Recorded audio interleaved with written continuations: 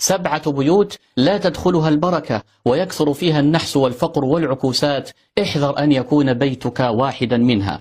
وأول بيت من هذه البيوت ال7 هو بيت ترتكب فيه ذنوب ومعاصي متخصصة في محق البركة وقطع الأرزاق.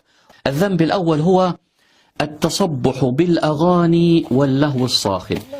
الذنب الثاني الزنا والنظرة المحرمة. البيت الثاني بيت تترك فيه الأشياء البالية والخربة التي لا يستفاد بها أبدا.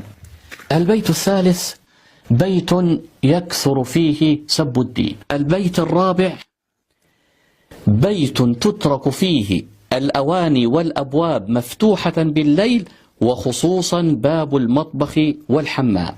خامسا كنس البيت بالمقشة والمكنسة ليلا.